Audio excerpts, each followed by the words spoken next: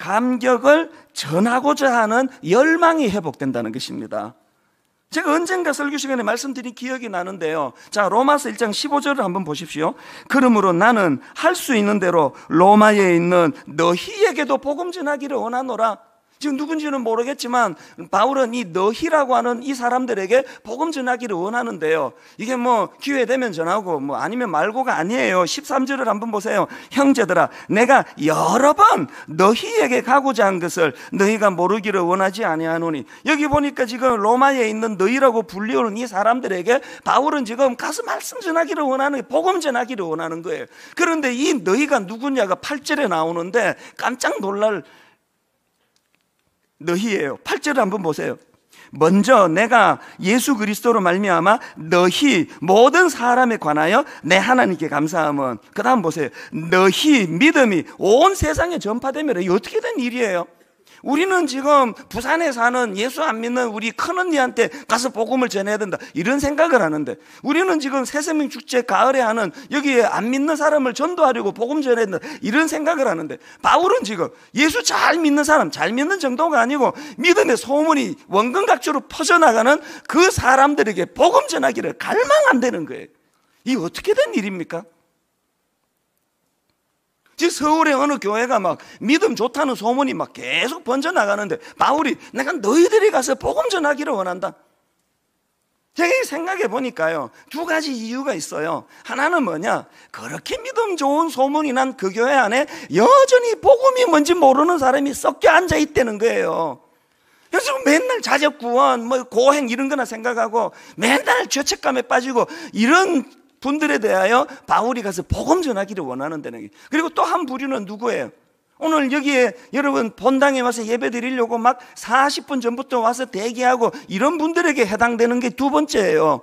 그렇게 믿음에 열심히 뜨겁고 그렇게 하나님을 사랑하는데 이게 어떻게 된 일인지 복음의 감격을 다 잃어버린 거예요. 기계적으로 앉아 있는 거예요. 그때 신혼 때 지하 단칸방에서 부부가 울먹울며 손을 맞잡고, 여보 우리 단칸방 생활이 불편하지만 주님만 계시다면 우리는 괜찮지 않느냐, 그 기쁨의 노래를 부르던 그 감격이 다 없어져 버리고 기계적으로 그저 종교적인 신앙생활을 하고 있는 그 사람들에게 바울이 복음 전하기를 원한다는 거예요. 주일날 지각하지 않고 교회 나오는 것이 너무너무 중요하고 주중에 성경 읽는 거 큐티하는 게 너무 중요하지만 그 모든 행위 이전에 날 구원해 주신, 그래서 십자가 지신 주님에 대한 구원의 감격, 이 감격이 회복되기를 원한다는 거예요. 이 감격이 회복이 될 때 바울처럼 이거를 누군가에게 전하지 않고는 견딜 수 없는 마음이 생기는 거예요. 루터가 종교개혁을 왜 했습니까? 왜 목숨 걸고 그런 일을 했느냐고요. 자기가 이 1장 17절의 비밀을 발견하고 나니까 너무너무 주변 사람들이 불쌍한 거예요. 이게 아닌데, 진리는 이게 아닌데, 그 암흑시대를 살아가는 인생들이 너무 불쌍하니까 종교개혁을 단행한 거 아닙니까? 오늘 여러분, 전도라는 것은요 막 그냥 쥐어짜가지고 되는 게 아니에요. 내 안에 감격이 흘러, 내 안에 향기가 흘러, 이것이 전해지는 게 전도예요. 제가 여러분 지난 주일날 그 에듀 투게더 말씀드렸잖아요. 그 어려운 집 아이들을 데리고 세상에 6년 7년 실험을 해가지고 6명이 시험, 이번에 대학 시험 봤는데 5명이 합격하는 놀라운 쾌거를 이루었다고 말씀드렸는데요, 지난주에 제가 그 과정에서 수고하시는 그 선생님들, 봉사자, 집사님들 얘기를 듣고 너무 마음이 뜨거워졌어요. 그 중에 한 집사님은 어떤 분이신가 하니까요, 이분은 6년째 하세요. 어느 날 이제 설교를 듣는데 그때 설교 주제가 하나님께서 우리에게 은혜를 주셨다면 우리만 좋으라고 주신 거 아니다. 뭐 맨날 설교가 뭐 그런 거 아닙니까? 유난히 그분이 그날 와닿았나 봐요. 그러면서 이제 이 한 메시지가 자꾸 귀에 쟁쟁해지는 거예요. 하나님의 말씀, 나가 놀아라, 나가 놀아라. 무슨 뜻인지 아시죠? 교회에서만 자꾸 그렇게 봉사한다, 이것도 중요하지만 세상을 섬겨야 된다, 나가 놀아라. 자기가 맨날 성가대밖에 안 했는데 계속 나가 놀아라, 나가 놀아라. 이게 무슨 뜻인가 고민을 하는데 그 다음 주 주보에 딱 나온 게 에듀 투게더 봉사자 모집이었어요. 이분 생각에 이거구나, 나가 놀기로 결심한 거예요. 그래서 그때부터 아이들을 가르쳤는데요, 세상에 그 자기 아내 되시는 분이 간증성 글을 보고 마음이 뭉클했습니다. 자, 한번 들어보세요. 부인이 이렇게 글을 썼습니다.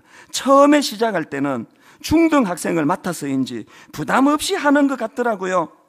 그런데 지금은 그 학생들이 고3이 돼서 수업 준비를 밤 늦게까지 몇 시간이고 해서 가요.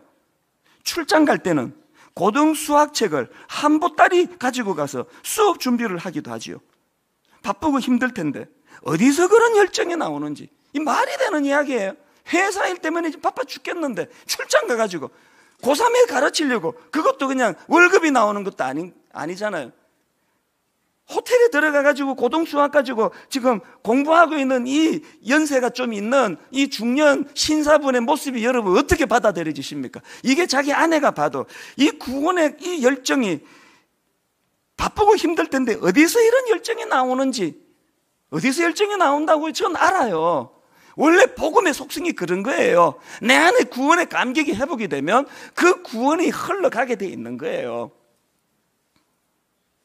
또 최근에요, 우리 교역자 한 분이 제게 신방하고 나서 이제 메일을 보내왔는데, 그 메일을 보고 너무 슬프기도 하고 너무너무 감격이 되기도 해서 멍하니 한동안 그 메일을 보면서 제가 그렇게 망연자실한 적이 있습니다. 우리 성도님들 중에 무슨 가정에 무슨 일이 일어났느냐 하니까요, 부부가 같이 택배를 하시는 참 성실하신 분이 계세요. 그 와중에 교회 봉사도 열심히 하시고 이러는데요, 너무 슬픈 일이 일어났어요. 그렇게 두 분이서 열심히 택배를 위해서 일을 하시는데요, 그 수고하시는 그분들에게 다른 운송 차량이 덮쳐버린 거예요. 그래서 그 자리에서 아내가 목숨을 잃었습니다. 그런 이야기가 들려지면 억장이 무너져요, 억장이.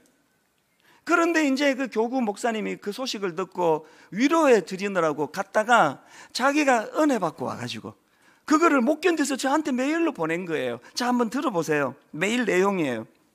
처음에는 이제 그 남자 성도님, 아내를 잃은 남자 성도님의 이야기입니다.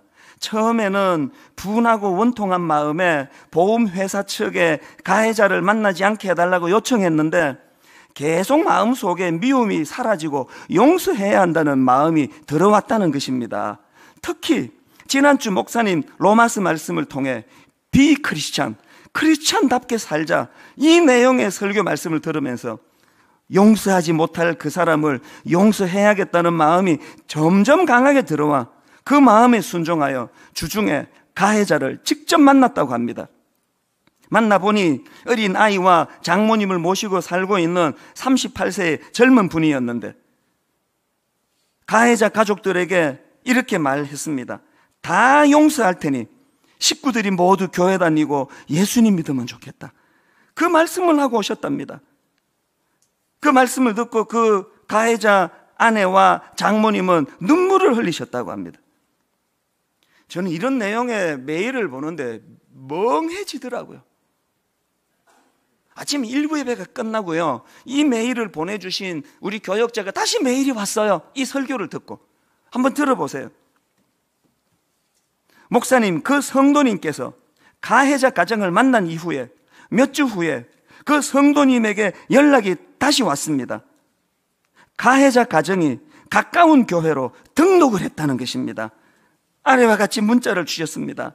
목사님, 가해자 가정이 지난주에 교회에 등록을 하였네요. 할렐루야. 여러분, 복음은요 쥐어 짜가지고 우격다짐으로 전해지는 게 아니에요. 저는 이 집사님을 진심으로 존경합니다. 그리고 저는 이 집사님 가정을 위해서 기도합니다. 하나님, 인간인데, 아무리 믿음이 좋아도 인간인데 문득문득 아내에 대한 그리움이 물밀듯 밀려올 때마다 복음이 바로 작동되어 그 마음을 만져주시는 성령님의 위로하심을 우리 그 가정 식구들이 다 누리게 해주시기를 원합니다. 오늘 저는 여러분에게 눈물로 축복하기 원합니다. 여러분, 지금 무슨 일로 아파하고 계세요? 누구를 용서하지 못해 마음이 힘드세요? 무슨 일로 복음을 제대로 깨닫기 이전에 그 눌림과 두려움과 공포와 하나님을 향한 울분과 분노, 이렇게 빠져 계세요? 여러분에게 복음의 능력이 나타나기를 원합니다. 여러분이 은혜를 누리고 여러분이 감격하고 여러분이 삶 속에서 맛보는 이 복음의 능력이 너무 감격이 커서 그 가해자를 용서해야 되겠다는 마음을 끊임없이 주시는 하나님의 의, 인간에게서 나오는 것이 아니라 하나님의 선물인 줄로 믿습니다. 결론을 맺으면서 여러분, 예레미야 23장 29절입니다. 여호와의 말씀이니라 내 말이 불 같지 아니하냐, 바위를 쳐서 부스러뜨리는 방망이 같지 아니하냐. 이 복음의 뜨거움을 아십니까? 이 복음의 바위를 쳐서 부스러뜨리는 능력을 아십니까? 예레미야 3장 23절, 작은 산들과 큰 산 위에서 떠드는 것은 참으로 헛된 일이라. 이스라엘의 구원은 진실로 우리 하나님 여호와께 있나이다. 하나님의 일하심을 믿는 여러분 되시기를 바랍니다. 오늘 말씀의 은혜를 받으셨다면 성경을 손에 드셔야 돼요. 여러분, 지난 1월, 2월 우리 교회에서 신약 일독 운동을 했는데 1월달 집계를 보고 2월은 아직 안 봤지만 추정컨대 여러분, 지난 2달 동안에 우리 교회 성도님 중에 신약 성경을 1독 내지 2독 하신 분이 2,000명이 넘는 줄로 믿으시기를 바랍니다. 이 열기를 이제 구약 통독으로 연결할 거예요. 올 한 해 모든 성도님들 구약 일독 목표로 꿈으로 잡고 나아가서 식어버린 구원의 감격이 회복되는 은혜를 누리게 되시기를 바랍니다. 이 감격을 상한 심령으로 고통하는 주변 사람들에게 흘러보내는 복음의 능력을 전하는 저와 여러분 되시기를 주님 이름으로 축원합니다.